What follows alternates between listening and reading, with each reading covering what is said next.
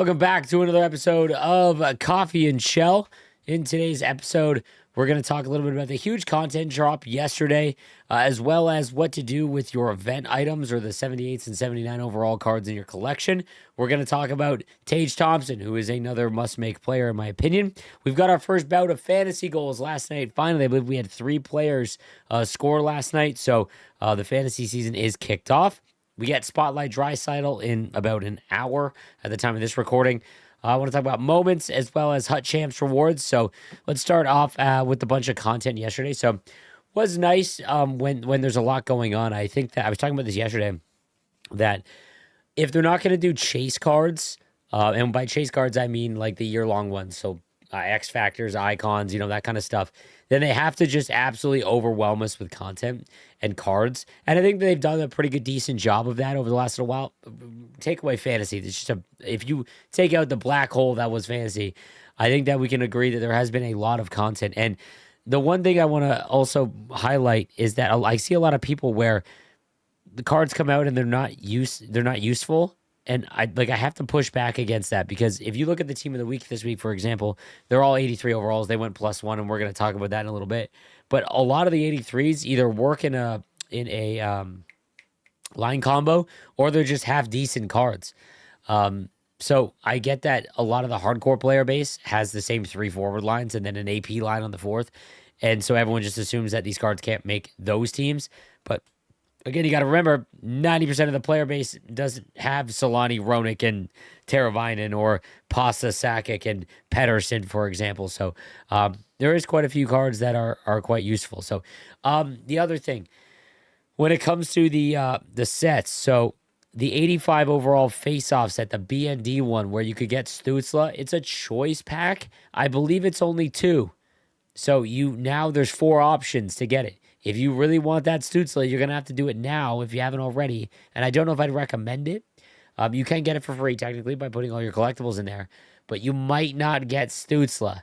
And the more 85s that come out, the less odds you have. So if you really wanted them and you haven't got them, maybe try to do it as soon as possible. So let's get into what to do with your cards now. So I've been telling you guys, I'm selling everything that's 77 and below. Right? The second I sell everything, but I want to talk about exchanges specifically. 77 and below, I put in exchange sets. Okay, I don't sell them. Even if they're tradable, 77 below, those go into exchange sets. When you do the 78 and 79 set, right? Sometimes you're going to get 78s, sometimes you're going to get 79s. Untradeable. The 78 untradables, immediately, you got to do this quickly, because I think it'll change and they'll be gone after this event. These need to go in the marquee sets, the event items, to give you an 80 overall, because the 78s, while you can use them in the other set to try and get an 80 or an 81, the 3 for an 80 overall event item, the next event is probably not going to require 78s, because we've already seen it with the face-off event. So 78s need to go into those sets over the next couple of days that you've got them, and that way you can utilize them.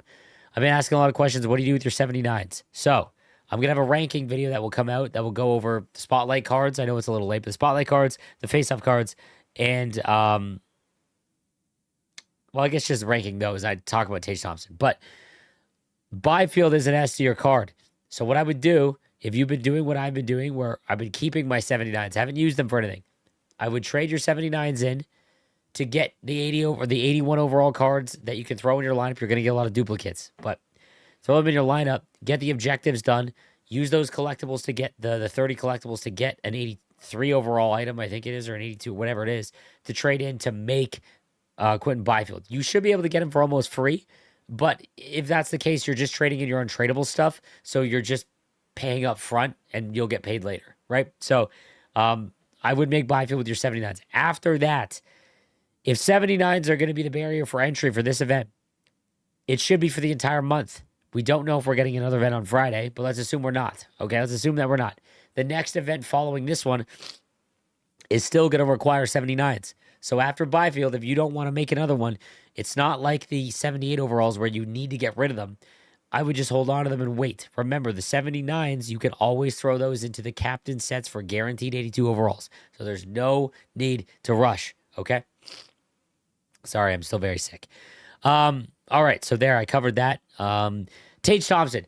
So team of the week went, and we didn't get a star of the month, which I Kind of figured. But I wanted to hedge my bet. That's why I made all the 70. That's why I got all the 85s.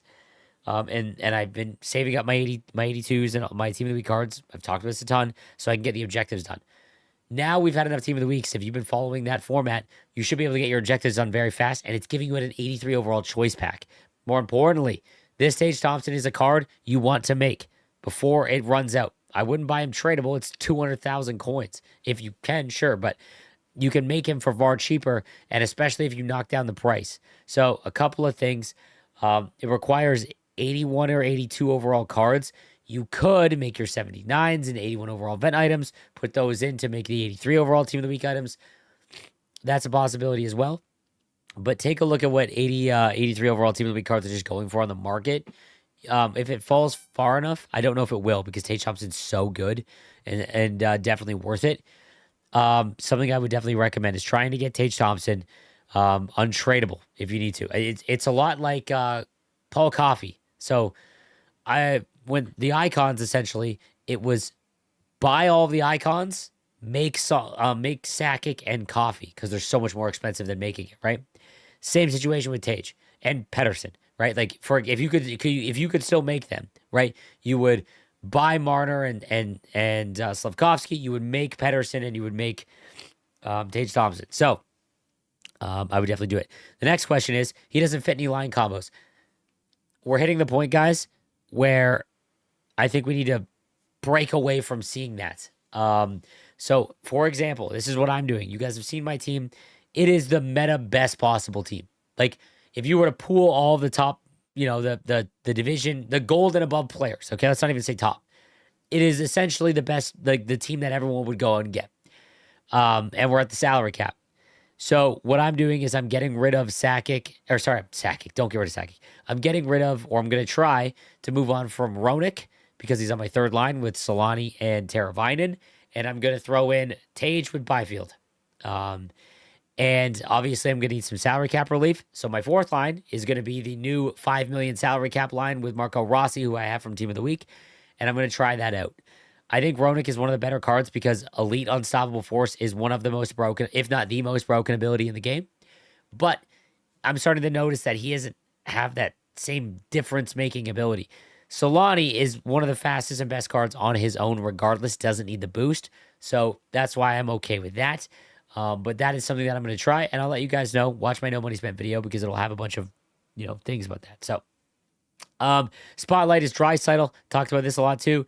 Draisaitl looks to be the spotlight card. It's going to be via moments. They're probably going to be very difficult. They know the moments are hard. I think that they're going to take a look at moments and see what is going on in the background. So I think they might try and help us out by making them a little bit easier. I'd be stunned if they didn't. But if they are like next level difficult, it should be hard, by the way. It should not be just everyone's gifted them. It should be a little challenging. It shouldn't be 6 hours to get them. If that is the case, I'll have a video that will go through all of the moments and how to complete them in the easiest way. So be sure to watch that video, and I'll have that out probably by tomorrow or Saturday. HUD Champs. Last thing, HUD Champs rewards are delayed. It was listed on the forums. EA listed that they're gonna have to give it out manually for a little while. They're gonna have to give it out manually for a little while.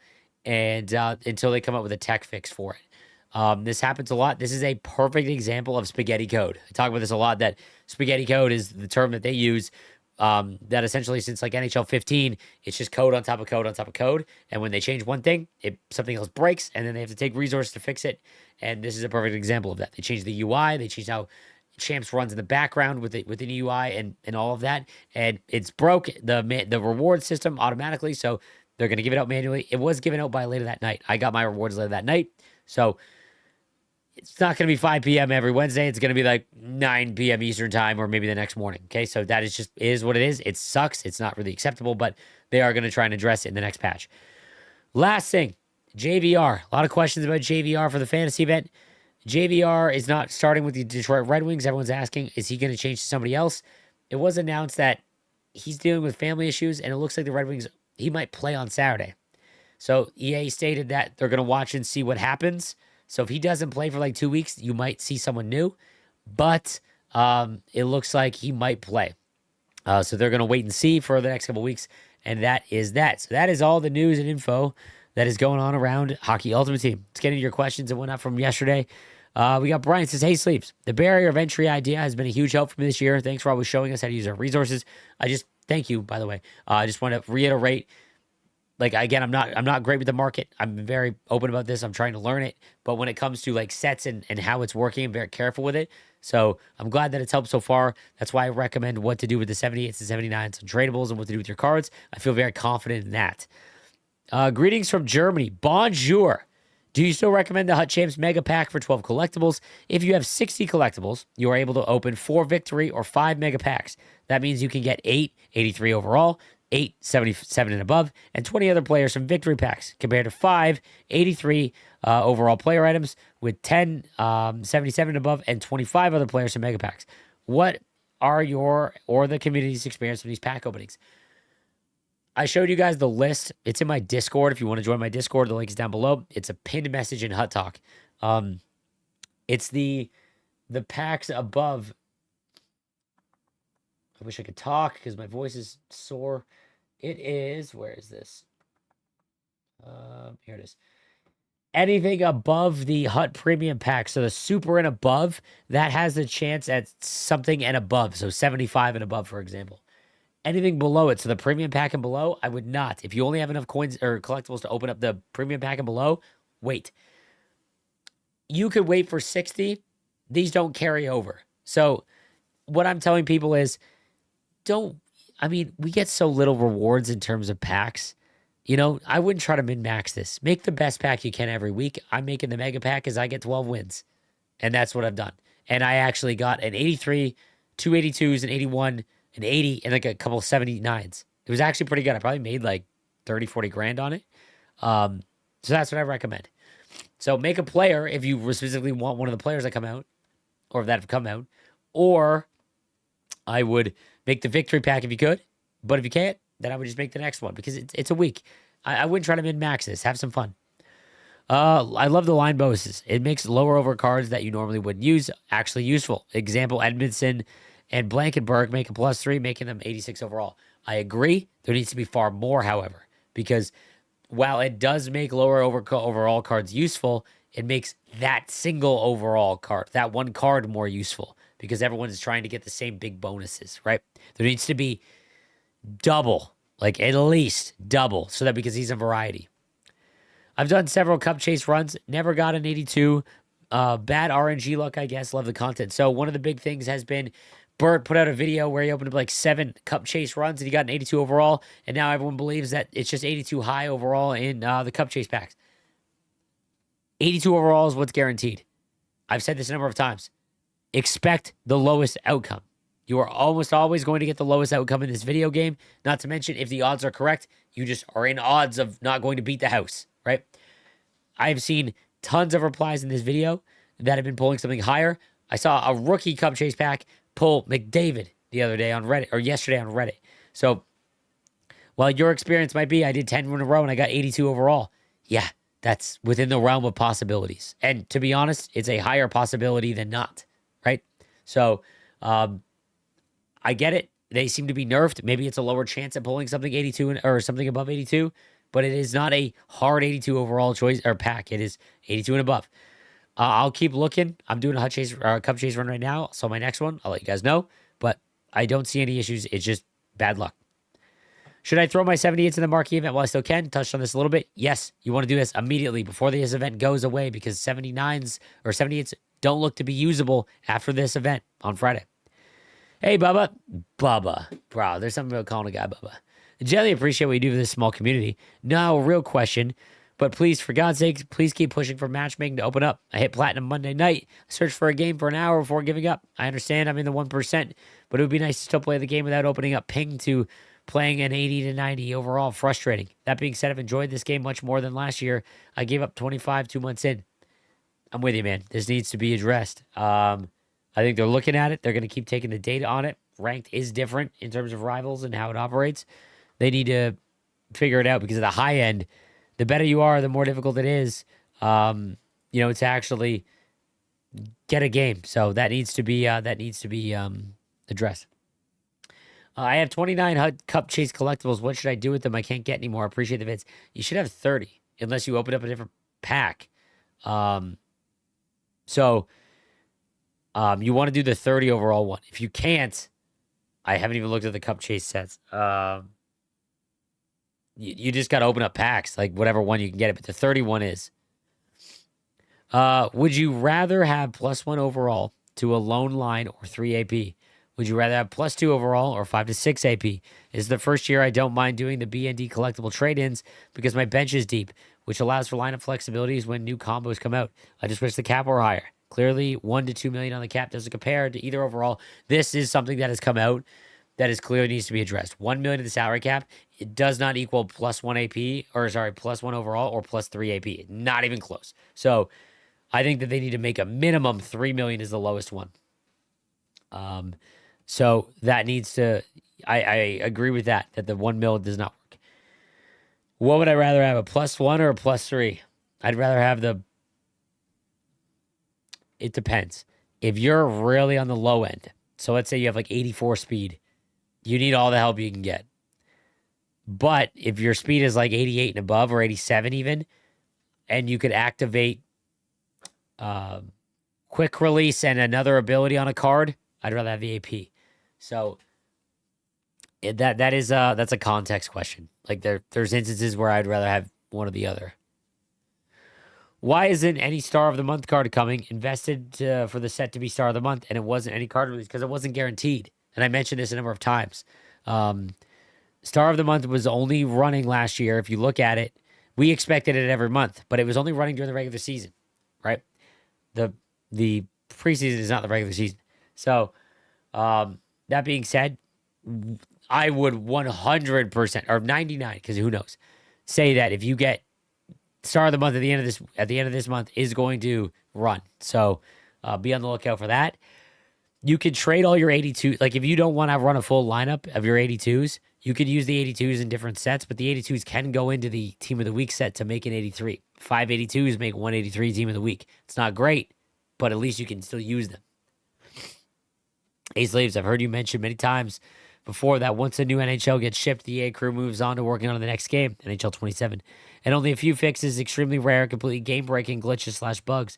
So my question is, why don't they put aside 2 weeks or something like that for right after the launch of the game? Well, it's still even in pre-release, and go all hands on deck during that time on fixing all the bugs and glitches such as broken L2, broken ranked, broken multi-select, menu lag. As it stands now, this game is always broken year after year, and almost nothing ever gets fixed after the game is released. They don't care.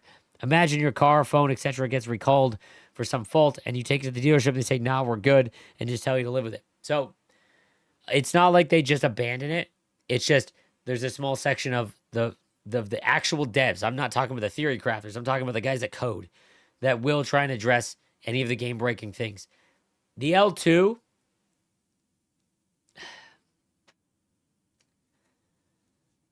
this is so if you guys have been watching my gameplay, I've been starting to utilize the puck protect part of the L2. And a lot of the player base, I would say 80% of the player base, can't tell the difference between the broken L2 glitch and just puck protecting like we used to always be able to do. And what I mean by puck protect is turning your body, choosing which way you turn your body when you hold L2. Okay. And I'll show you guys that in a video as well, because I think puck protect is something that everyone needs to learn, and it is not a broken glitch. The L2 with the clicking in of the left stick and using the puck protect, that's the one where you get where your speed stays the same. You can't be bumped and you can't be tripped. When you puck protect the actual way, like when you're just utilizing puck protect, you can get smoked. If you get bumped, you will fly off. You'll get a stumble animation, and you can get tripped. Like there's a that does happen. So I think that they're trying to fix that even more than they did, because it's not the same as it was last year. It's not as rampant, but it is still need to be addressed. The multi-select and the menu lag and stuff, I'm thinking they're trying to fix that as well. Again, it's just a utilizing of resources. They have a very small window. This is not an excuse for them because they still charge the same price. Again, I'm just explaining. They have, I tell you guys this, and they have about 12 weeks to actually code in the new stuff before they get into the alpha and then pre-production and the beta, and then they have to release the game, be ready for a release about a month before launch, right? So utilizing the resources they have to work on the next game is kind of something that's necessary. But I agree, it's not fair that we pay full price for the game, charge less, right? So I don't disagree, but it's not like they all just take off, right? It's not, but you'll see patches for like stuff that like World of Chel, like the DR not opening, things like that. But I agree, it is very frustrating with those mechanics. I'm with you on that. Is it just me, or is the pressure and skilled one-timers extremely well balanced this year compared to last? Compared to last, yeah, 100%. D to D one-timers go in, yeah, dare I say, if D to D one-timers went in at this rate they do in this game, like they did last year, 25 might have been a half decent game. And then the pressure meter, you have to really be smoking somebody to get it activated. And I agree. I actually don't mind it. I think that it's too Arcadian. I'd rather just not be in the game. But if they are in the game, I think that they're half decent today. So I'm with you on that. When's the next move? What's the next move when your lineup of Team of the Week player is full? I've made this lineup too. It's pretty fast when it's time to realize the Team of the Week event. So this is in regards to what I'm telling you guys to make a full Team of the Week lineup. Then you don't need to worry about buying any of the extra ones, right? To be honest, what I would do is what I'd recommend you do is slowly build up your inventory of 82s. So what you could do is take like your bottom 6, right, and trade those 82s in for an 83, right? And then that goes in, because you don't need an entire full lineup, but you can slowly trade them in and out and upgrade the 83s. Because what'll happen is there's going to be cards like Tage that you should make this year, I think. And if you really want to take advantage of the start of the month, that is interesting. So watch my no money spent video, because I'm going to run into this situation and I'll show you exactly what I'm doing. I pulled an 83 Ellers and 86 Chelios yesterday in Cup Chase. There you go, guys. Like that's it. Only issue I see with the chemistries are I don't even want to make Byfield because of it. We have to break away from this. Good cards are good cards. And I struggle with this too. But like I said, I'm going to get rid of Ronick and Taylor Vinen and try out what it's like with just using the big cards. And God, if they ever make a Kings line combo, you're cooking, you know? So, yeah, wait and see on that. That's going to do it for today's video, guys. I'll have a video covering all of the latest content in terms of the Spotlight release for the, I'm assuming, Tricycle. I don't know who else it could be. So stay tuned for that for the Chel week. Thank you guys again for watching. If you've watched this video, you've gotten this far, and you're not subscribed, please subscribe. It really helps me out. I'm almost at 73,000. I'll see you tomorrow.